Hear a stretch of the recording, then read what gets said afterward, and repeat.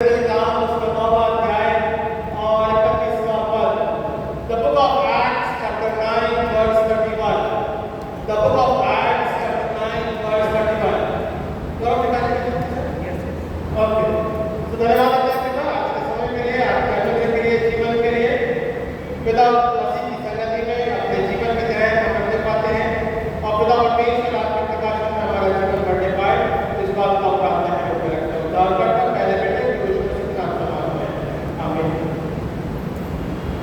So प्रेरित के काम जहाँ पे हमने 9वें अध्याय में शाऊल के जीवन या फिर हम कह सकते हैं पौलुस के जीवन के बारे में हम देखते हैं, बराबर है ना?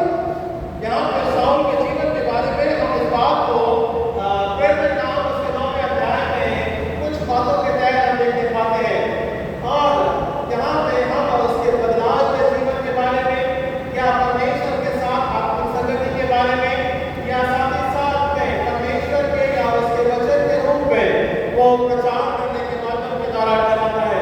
22वां पद इस प्रकार से लिखा है, परंतु शाऊल और भी सामर्थ्य होता गया और इस बात का प्रमाण दे देकर कि मसीह यही है, दमिश्क में रहने वाले यहूदियों का वो बंद करता रहा। सो कहीं ना कहीं हम और आप हमारे और आपके जीवन में परमेश्वर का संबंध जब जुड़ता है या परमेश्वर के साथ जब हम जुड़ते हैं तो उसके नाम के प्रचार के तहत वो अपने जीवन को प्रकट करता है। He goes for preaching, वो रुकता या ठहरता जब प्रकाशन मिलता है,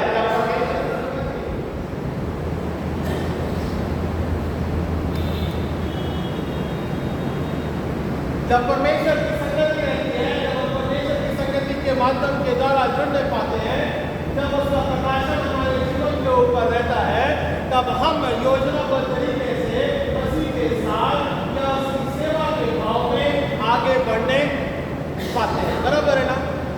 हाँ, आज के विषय के अनुसार थोड़ा कंटेम्परेरी है, प्रेजेंट के बातों के अनुसार है, कुछ ऐसे बिल हैं जो कि विरोध में बराबर है ना? प्रचार को बंद करने और उसकी योजनाओं के तहत आगे ना बढ़ने के रूप में या मसीह के वचन को या उसके वक्तव्य को दबाने के माध्यम के द्वारा कुछ ऐसे महाराष्ट्र में मेरे पास जगहों पे वो अपने धीरे धीरे बिल्स पास हो रहे हैं। सो कहीं ना कहीं दबाव बन रहा है और पौलुस का वचन क्या बोलता है, दमिश्क में और तमाम जो जगह है जहाँ पर वो प्रचार करता है वो मसीह का प्रचार करता गया और संपूर्ण जनता में, संपूर्ण यहूदी जातियों के मध्य में या संपूर्ण राज्यों में चाहे विरोध कितना भी रहा हो वो अपने वचन के प्रचार को रोका। मेरी बात समझ में आ रही है? मैं किस बारे में प्रचार कर रहा हूँ, हम किस बारे में वचन के रूप में ठहर रहे हैं? बिल और बिल के तहत परमेश्वर की योजना और उसकी योजना के तहत, ठीक है? इन बातों को हमें समझना बहुत जरूरी है क्योंकि आज के समय के अनुसार यदि हम हमारे विश्वास को सपोर्ट नहीं रखते हैं तो हम कहीं ना कहीं पीछे हटते चले जाएंगे या फिर हम और आपको मानव के जीवन के रूप में दबाया जाएगा या विश्वास के रूप में दबाया जाएगा या वचन के रूप में हमको दबाया जाएगा।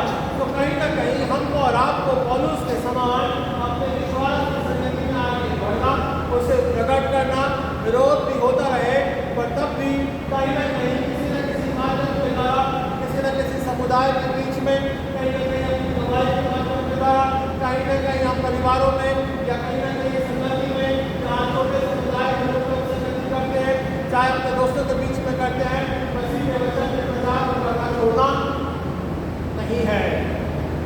ये हमारे लिए आशा और विश्वास की बात है जहाँ पे हम और आप विश्वास के माध्यम के द्वारा उनके मध्य में ईश्वर को प्रचार के रूप में कराते रहते हैं। सो मेरी बात समझ में आ रही है? आज का मुख्य विषय क्या है? वर्तमान समय के अनुसार जिस प्रकार से बिल रखा गया है क्या वो पास हो गया या पारित किया गया है महाराष्ट्र के राज्य में, हमको और आपको विश्वास की दिशा में आगे बढ़ना है, बल्कि कमजोर नहीं होना है। तो यहाँ पे मसीह का वचन हमको और आपको प्रेरित करता है पौलुस के माध्यम के द्वारा या पौलुस की आत्मिक सेवा के माध्यम के द्वारा कि वो निरंतर लोगों के मध्य में एक धारा का प्रचार करता गया। जब 23 पद में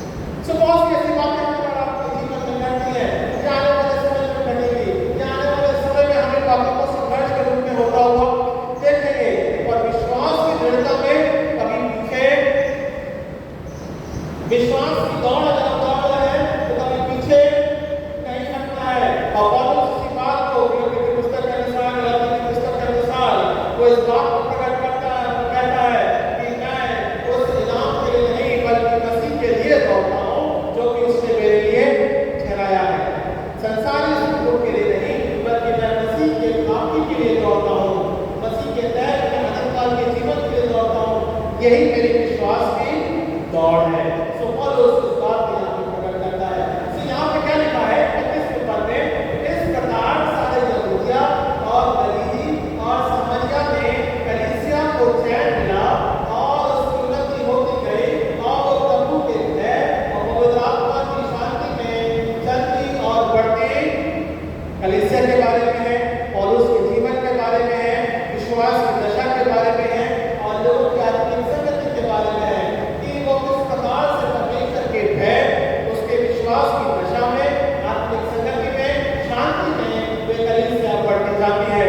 सो पौलुस इस बात को यहाँ पे प्रचार करता है। सो हमारा और आपका परमेश्वर के तहत वचन के रूप में विश्वास होना बहुत जरूरी है। Do not fear the Lord, परमेश्वर के भय नहीं बल्कि उसकी आत्मिक संगति में अपने जीवन को बिताना बहुत जरूरी है ना। जिस प्रकार से हम कहते हैं जब देखते हैं है ना, परमेश्वर के भय में जब संतों में अपने जीवन को हम और आपको दृढ़ता से बनाए रखना बहुत जरूरी है। मनुष्य का भय नहीं होना, हिंदी में मैं बोलता हूँ उस प्रकार से कि मनुष्य का भय नहीं होना चाहिए, बल्कि हमको और आपको परमेश्वर के भय में अपने जीवन को बढ़ाना बहुत जरूरी है।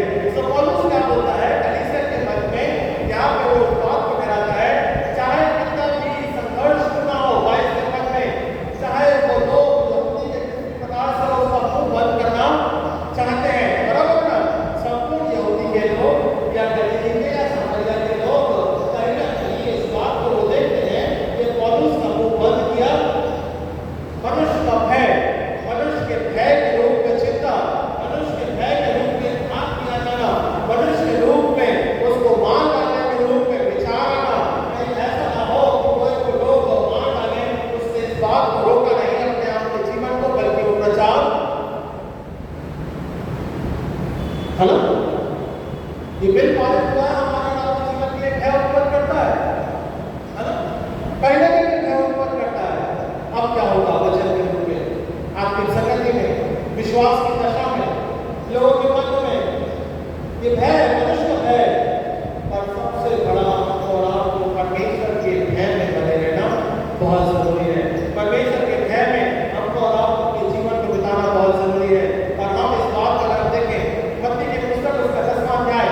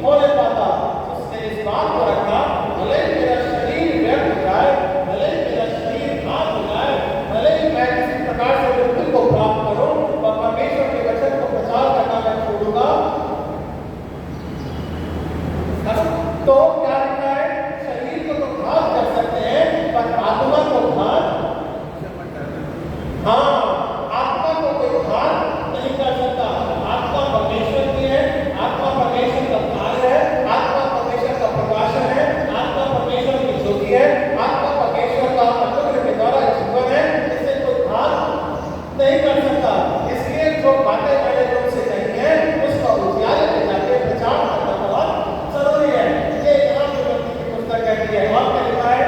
पर उसी से डरो जो आत्मा शरीर दोनों को नरक में नष्ट कर सकता है। हाँ, और किससे डरना है? उस परमेश्वर से